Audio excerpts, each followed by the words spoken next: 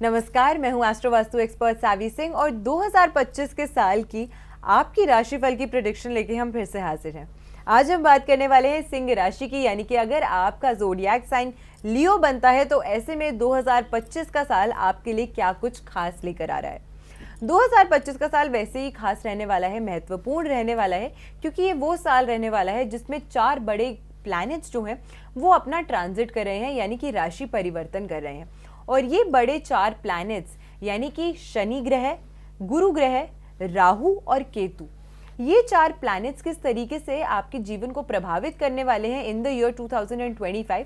आज की वीडियो में हम उसी की बात करने वाले हैं, और ना कि सिर्फ ग्रहों की, बल्कि आपके लिए आपकी हेल्थ कैसे रहने वाली है, आपके फाइनेंसेस कैसे रहने वाले हैं, करियर में कौन सी नई अपॉर्चुनिटीज आ रही हैं और कौन सी ऐसी चीज़ें हैं जिनसे खास करके इस साल में आपको सतर्क रहना है। उन सभी चीज़ों को आज की वीडियो में हम कवर करने का प्रयास करेंगे।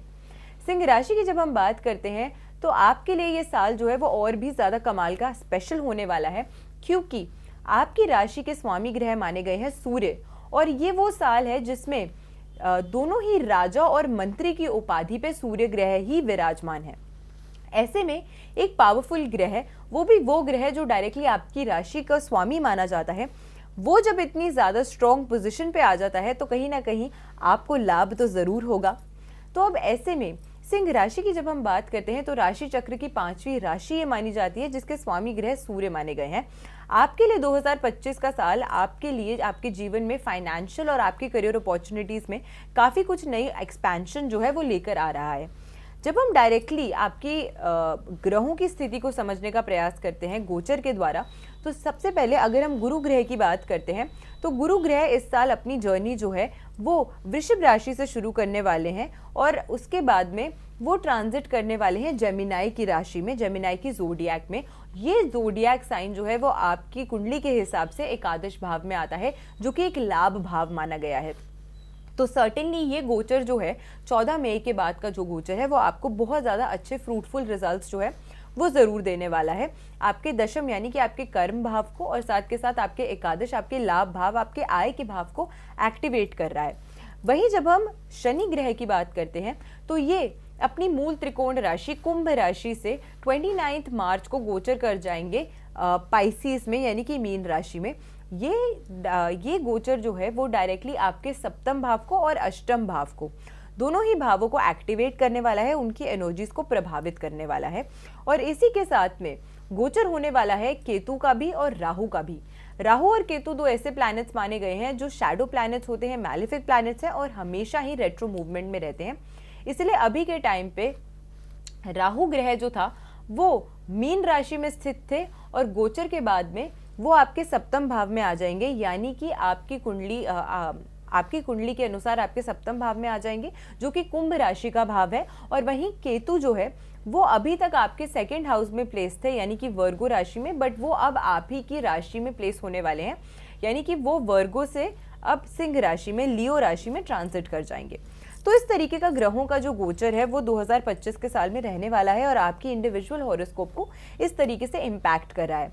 सबसे पहले हम आपकी स्वास्थ्य की बात कर लेते हैं, आपके हेल्थ एस्पेक्ट की बात करते हैं कि 2025 में आपकी स्वास्थ्य कैसे रहने वाला है।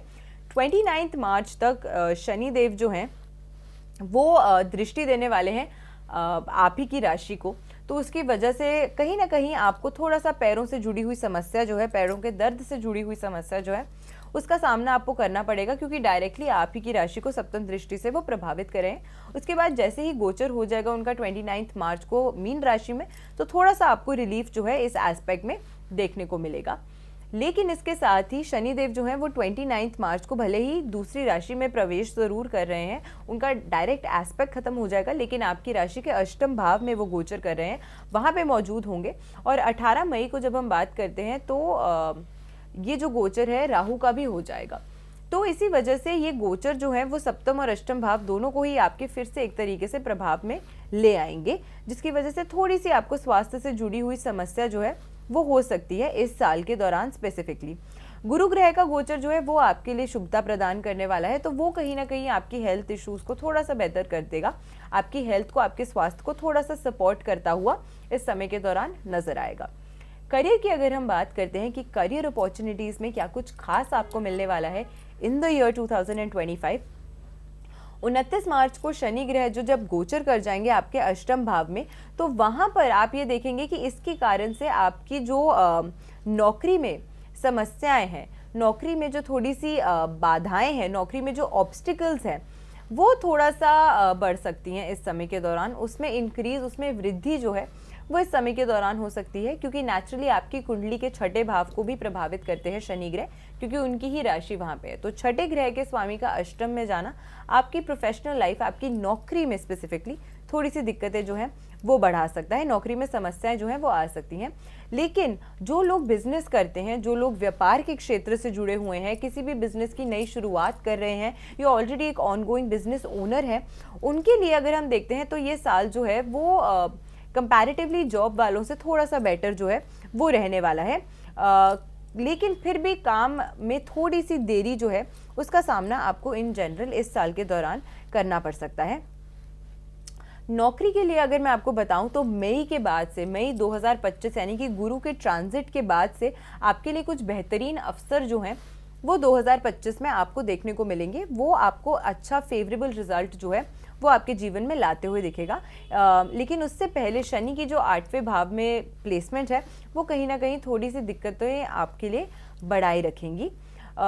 इसी के साथ में अगर हम आपके बिजनेस की भी बात करते हैं इन जनरल, तो वहाँ पर भी गुरु का जो ट्रांजिट है वो आपको फ़ायदा देगा, क्योंकि ये ट्रांजिट जो होने वाला है वो आपके 11th हाउस में होने वाला है, आपके 10th हाउस से 11th हाउस में। तो अगेन आपके लाभ भाव को एक्टिवेट करता है, तो उसका कहीं ना कहीं फ़ायदा जो है वो आपको अपने जीवन में देखने को मिलेगा। हाँ, ये एक चीज़ का आपको जिसका ध्यान रखना होगा वो ये है कि हिडन एनिमीज़ जो है इस समय के दौरान आपको हानि पहुंचाने का प्रयास कर सकते हैं।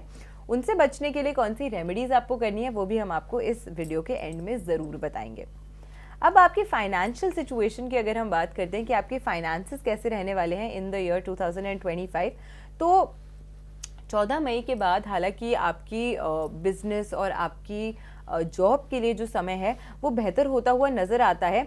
और इसी के साथ में धन से जुड़ी हुई समस्याएं भी अगर आप इससे पहले फेस कर रहे थे तो उसमें भी कहीं ना कहीं बेटरमेंट होती हुई जो है वो आपको नज़र आएगी।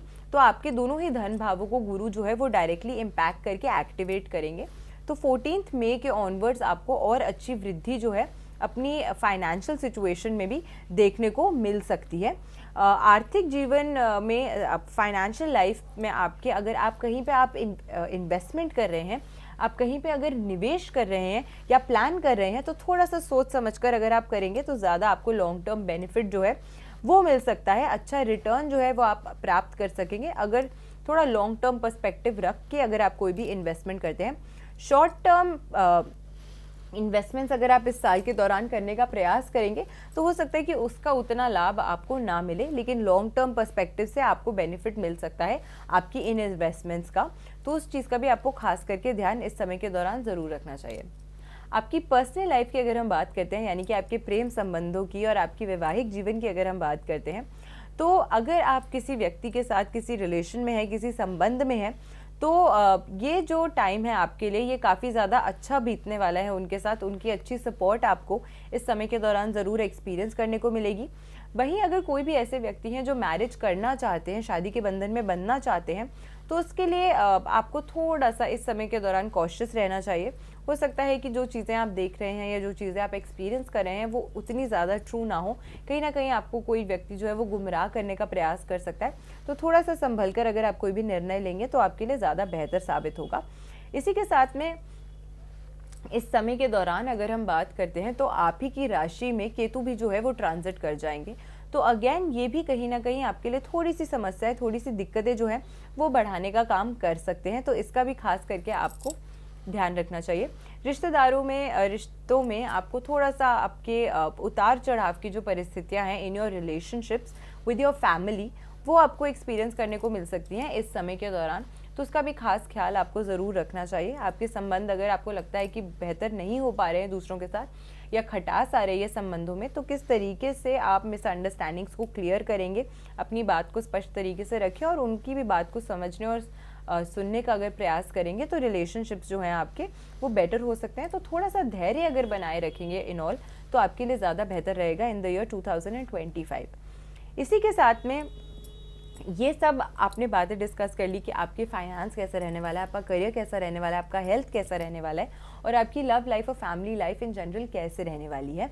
कुछ कुछ दिक्कतें हैं जिनका सामना आपको करना पड़ रहा है, लेकिन अगर ये दिक्कतें आ रही हैं तो इनसे ओवरकम करने के लिए कौन से ऐसी खास रेमेडीज़ हैं, कौन से ऐसे उपाय हैं जो आप ज़रूर कर सकते हैं, जो आपको बहुत ज़्यादा फ़ायदा देने वाले हैं इन द ईयर 2025।